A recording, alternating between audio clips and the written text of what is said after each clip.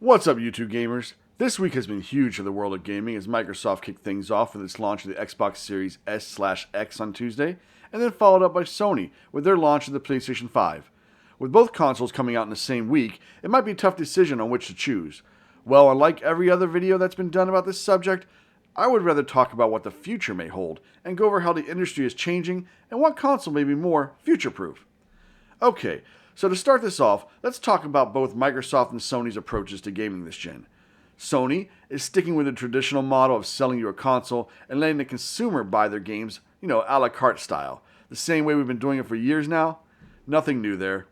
Microsoft, on the other hand, is really focused on their Game Pass service, which, if you don't know what that is, imagine Netflix with hundreds of games to choose from instead of movies for only $15 a month for Game Pass Ultimate, which also covers your Xbox Live Gold subscription. And as far as value goes, nothing beats Game Pass.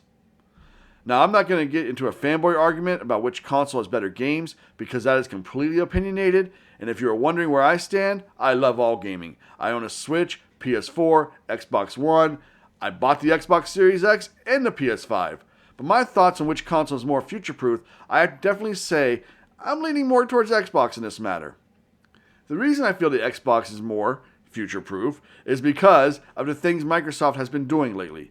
In an interview earlier this year, Phil Spencer, the head of Microsoft, started talking about how he feels the real competition is not going to be from Nintendo and Sony, but more from Google and Amazon. Here's his quote. "When you talk about Nintendo and Sony, we have a ton of respect for them, but we see Amazon and Google as the main competitors going forward. That's not to disrespect Nintendo and Sony, but the traditional gaming companies are somewhat out of position. I guess they could try to recreate Azure, but we've invested tens of billions of dollars over the years in cloud." Now, when I first heard this, I thought it was a joke. I was like, come on, Phil, you're doing damage control.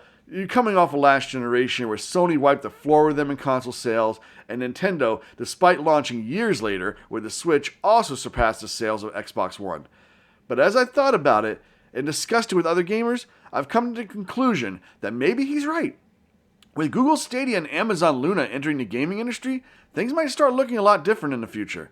These two companies, along with Microsoft, are worth trillions of dollars, something that Sony and Nintendo are not. If these two companies start throwing money around and start buying major developers like Microsoft just recently did with ZeniMax Media, then they could easily jumpstart their services. But I do feel Microsoft has a huge advantage over the other two. Microsoft, already being established in the gaming industry with titles that are familiar to gamers, and now with xCloud, their own streaming service being combined with the value of Game Pass, if any company looks posted to win the streaming wars, it's them. So Google Stadia released back on November 19, 2019, and it really hasn't performed as well as Google probably wanted. The problem I see is they are a streaming service that follows the old school console model.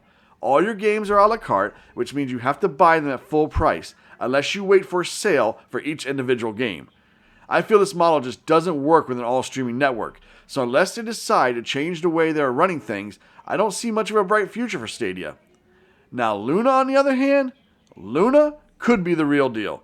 Amazon is pulling a Game Pass of their own, charging a monthly fee, all having access to a slew of different titles.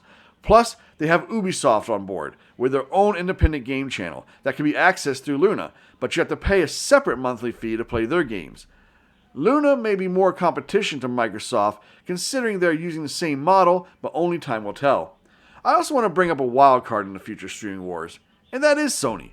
Sure, they don't have the trillions of dollars that the others do, but what they do have is amazing software and a backlog that goes back years and years that consists of quality games. They were also the first game streaming with PlayStation Now. And if Sony decides they want to start investing money into cloud gaming by offering their first-party games on day one like Microsoft does, they too could be really competitive. But as of right now, that doesn't seem to be the main focus. And as far as Nintendo goes, well, they are having a hard enough time just getting the decent online service going. Now, I don't know the future as well as anybody else. But like I said, in my opinion, Microsoft seems to be the way things are going to go. Game Pass is an excellent service. It gives you an excellent value. I mean, $15 a month, and now with EA Access added, that's over 300 titles. If you can't find something to play for $15 a month, you might want to just stop gaming at that point. But I want to thank you all for watching, and do feel that if you feel like crowd streaming is the future of gaming, let me know in the comments below. Also, if you like this content, hit that like button and subscribe button. I really appreciate it. And until next time, may your scores be forever high and your controllers never break. Thank you.